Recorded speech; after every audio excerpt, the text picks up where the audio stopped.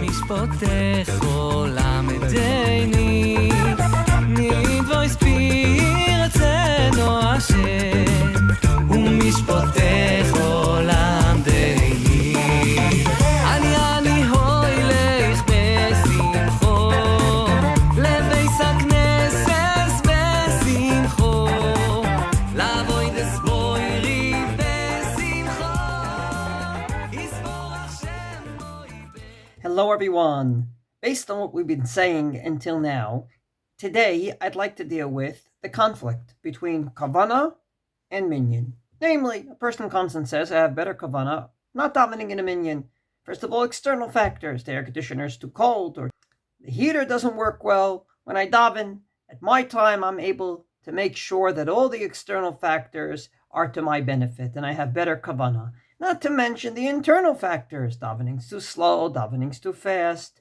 Bottom line, does Kavana trump Minyan, or does Minyan override Kavana? Davening is avodah shebalev. It is the work of the heart. It's not saying words like Kriyat Shema or Kriyat HaMegillah.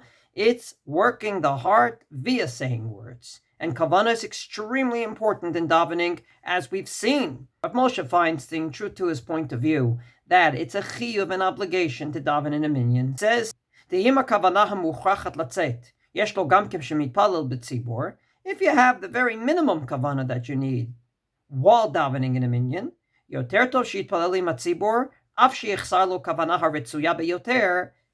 then it's better to daven in a minyan, even if you don't have the highest level of kavana,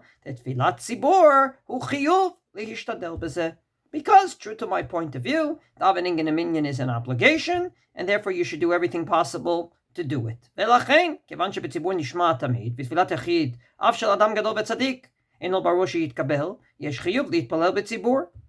Since we already said that in a minyan we have a promise from God that God will listen to our prayers, he may say no, but he definitely has to listen. Unlike when you daven alone, if you're a big tzaddik,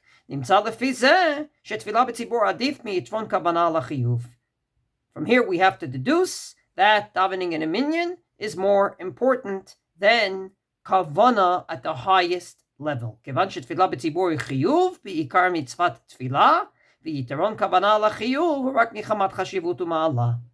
davening in a minyan is an obligation, and kavana is important. Kavana is a virtue, but an obligation it is not, unless you don't have kavana in those very specific places, like the first pasuk of Kriyat Shema, the first paragraph of Shemona Esrei, etc. So true to his point of view, since he assumes that davening in a minyan is an obligation, that overrides a great kavana. However, obviously not everyone would agree. And the one that disagreed with him on this is Rav Ben Zion Abba Shaul Zichrono Livracha. Rav Ben Zion Abba Shaul, his years 1924 to 1988, he was a Talmid Chaver of Rav Overides Yosef. He writes in a tshuva called Or L'Tzion, Tefillah b'chavana v'yichidut adifa mitfillah b'tzibur shelo b'chavana.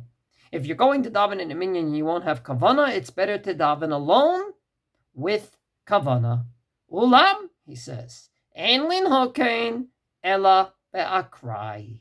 He says not to do this every day, to do this sometimes. Namely, you cannot make a habit of not going to minyan. Ve'en la'adam lahargil et atzmo lihitpalel b'yichidut mitam zeh. It should not be a habit for you to always daven without a minyan because you have better kavana.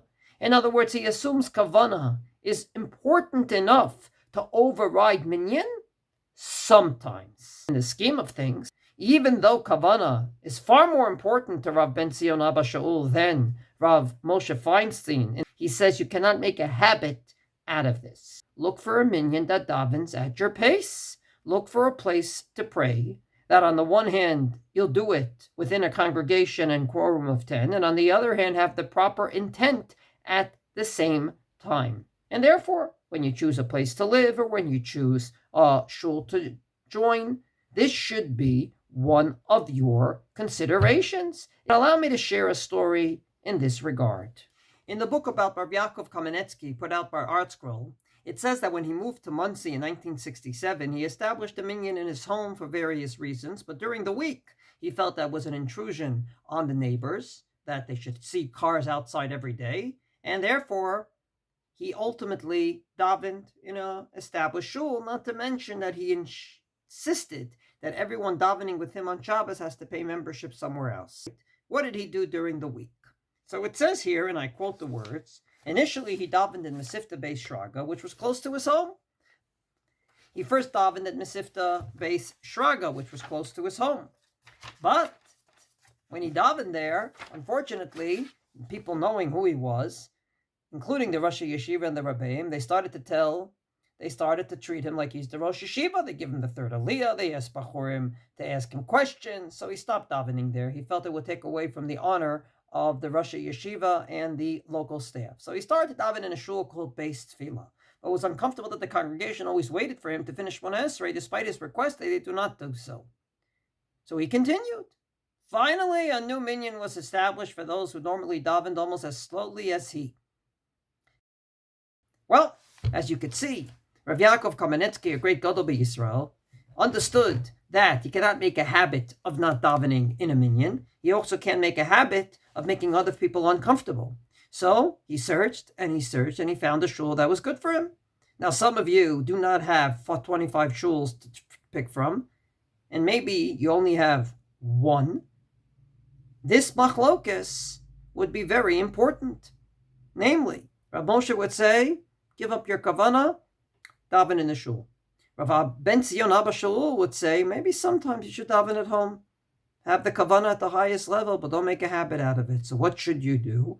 My advice is go to shul, because that's the proper place to daven, even if there isn't a minyan, as the Shulchan Aruch paskins.